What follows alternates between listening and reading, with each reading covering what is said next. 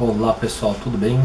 O evangelho nosso de hoje é o capítulo 19, a fé que transporta montanhas. O item que nós vamos abordar é o item 6, a fé religiosa, condição da fé inabalável.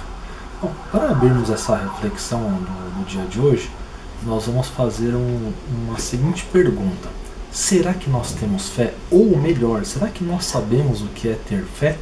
Porque muitas pessoas dizem assim: só acreditar já é ter fé.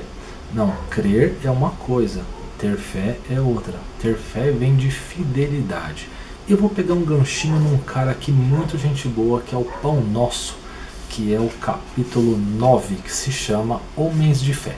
Vou pegar só o trechinho que ele diz assim: daí se conclui que homens de fé não são aqueles apenas palavrosos e entusiastas, mas os que são portadores igualmente da atenção e da boa vontade perante as lições de Jesus, examinando-lhe o conteúdo espiritual para trabalho de aplicação no esforço diário.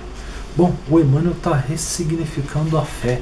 Ele está dizendo que ter fé é nós pegarmos todo o conteúdo de ensinamento de Jesus, avaliarmos, fazermos uma reflexão em cima dele e aplicarmos no nosso dia a dia. Jesus não disse que quem quem segue as suas palavras é como alguém que constrói uma casa em cima de uma rocha, que a sua casa fica inquebrável, fica inabalável. É isso que nós devemos entender como fé. Acreditar é um primeiro passo e ter fé é botar em prática, é o segundo passo. Bom, o texto do Evangelho vai nos dizer o seguinte, que tem pessoas que um simples estalar de dedos, a fé desperta, parece que está inata dentro da pessoa. Essas pessoas já tiveram alguma experiência no Evangelho de Jesus. Então, quando a gente fala dos ensinamentos de Jesus, para ela soa muito claro e ela capta muito forte isso. Para outras você fala, ela trata com indiferença, porque ainda tem um longo caminho a percorrer, não é verdade? E depois o Evangelho vai dizer que é o seguinte: a incredulidade é mais resistência da própria pessoa. Por quê? Ela precisa compreender por que ela tem que ter fé. Ora, por que eu vou mudar o meu hábito? Por que eu vou tirar dentro de mim o que eu acho e colocar dentro de mim o que Jesus acha? Por que eu vou fazer isso? Ela tem que compreender todo esse sistema, toda essa coisa de benefícios que vai trazer para a alma dela. Por exemplo, se ela compreender a vida futura, a reencarnação, ela vai ressignificar a vida dela. E aí vai acender dentro dela essa busca pela fé, essa busca pela crença, de acreditar, de colocar isso dentro do coração e saber que isso é verdade.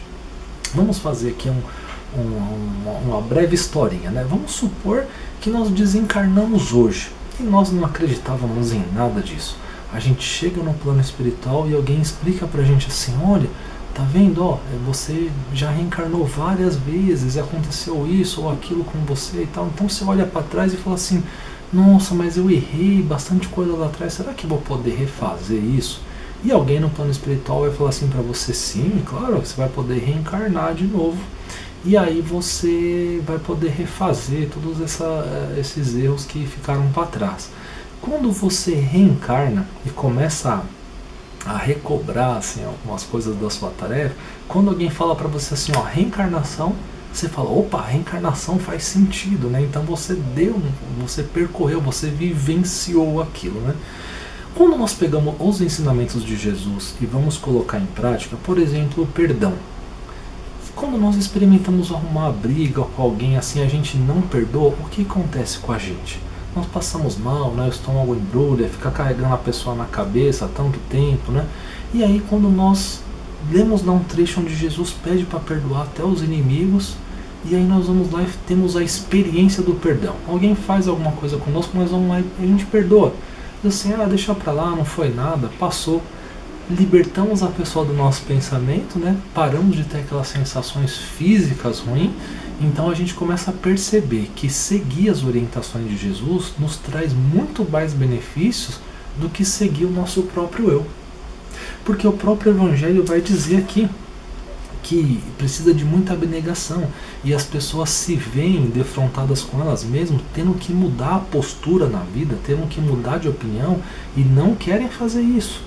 Eu não quero tirar dentro de mim o que eu acho para colocar dentro de mim o que Jesus acha. Então aí eu vou faltando com a fé, né? Eu vou deixando de ter fé, né? Eu vou sendo guiado pelo meu próprio orgulho, pelo meu próprio egoísmo. E é isso que Jesus vem alertar nesse evangelho aqui. A fé religiosa, condição da fé inabalável. E o evangelho vem dizer também da fé cega, que muitas pessoas acreditam sem questionar nada, sem saber o que está falando, e essas pessoas acabam sendo guiadas por cegos, não é verdade? O próprio evangelho aqui está dizendo que cada religião pretende estar na posse exclusiva da verdade, mas preconizar a fé cega sobre algumas questões de crença é confessar a impotência para demonstrar que se está com a razão.